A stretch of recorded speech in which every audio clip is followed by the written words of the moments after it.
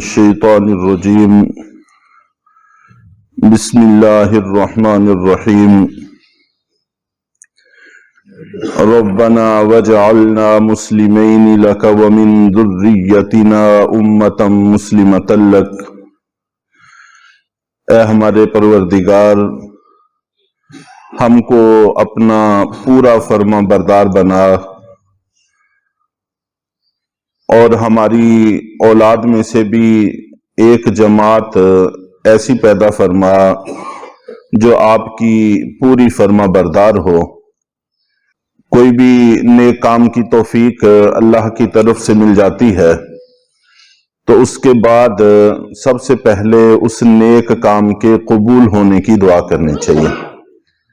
چنانچہ حضرت ابراہیم علیہ السلام نے سب سے پہلے یہی دعا کی کہ اے اللہ، جو آپ نے ہمیں یہ توفیق بخشی ہے اپنا گھر بنانے کی، اس کو قبول فرما۔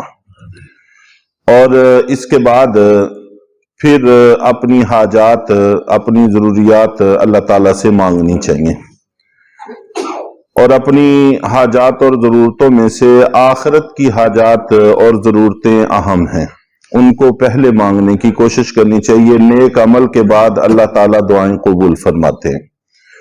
چنانچہ اللہ تعالیٰ سے مانگا ہے کہ ہمیں بھی پورا فرما بردار بنا، حالانکہ فرما برداری کی انتہا ہو گئی تھی کہ کتنے بڑے بڑے مشکل حالات سے حضرت ابراہیم علیہ السلام گزرے، اور اللہ تعالیٰ نے خود فرمایا کہ انہوں نے سارے امتحان پاس کیے ہیں۔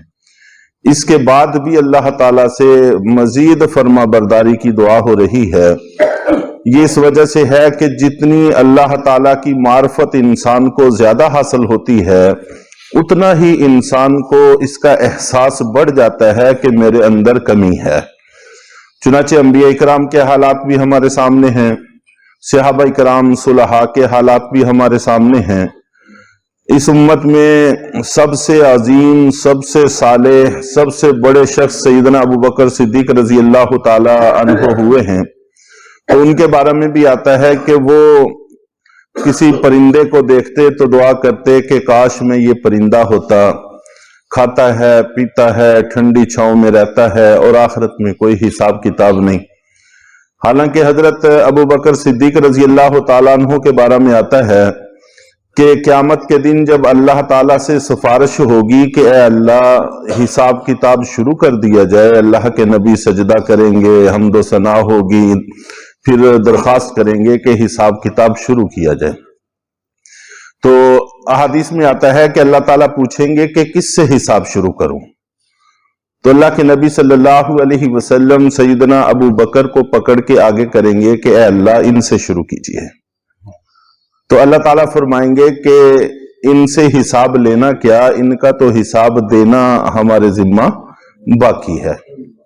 اور یہ اسی جملے کی ترجمانی ہے جو اللہ کے نبی صلی اللہ علیہ وسلم نے فرمایا تھا کہ میں نے سب کے حق ادا کر دیے، صرف ابو بکر کا حق باقی ہے جو میں اللہ سے قیامت کے دن لے کے دوں گا۔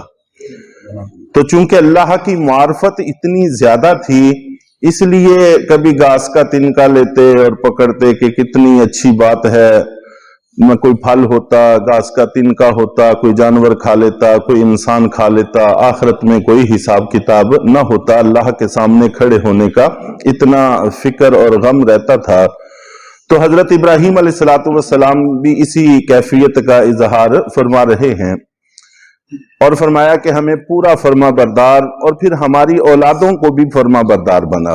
اپنی اولاد کے لیے آخرت بھی مانگی، دنیا بھی مانگی، اب دوبارہ پھر دوہرا کے ان کے لیے آخرت مانگی جا رہی ہے۔ جب آخرت صحیح ہو جاتی ہے تو اللہ دنیا خود بخود درست فرما دیتے ہیں۔ ایسا نہیں ہوتا کہ آخرت تو درست ہو تو دنیا اللہ تعالیٰ خراب کر دیں، ایسا نہیں ہوتا، پھر اللہ دنیا بھی سنوار دیتے ہیں۔ اور اس کے بعد آگے مزید دعا کی، وَآرِنَا مَنَاسِكَنَا، اور اے ہمارے پروردگار، ہمیں ہماری عبادت کے طریقے سکھا دیجئے۔ مناسک ویسے تو ہر عبادت کے طریقے کو کہتے ہیں، لیکن اصطلاح میں زیادہ تر اس کا استعمال حج کے اعمال کے لیے ہوتا ہے۔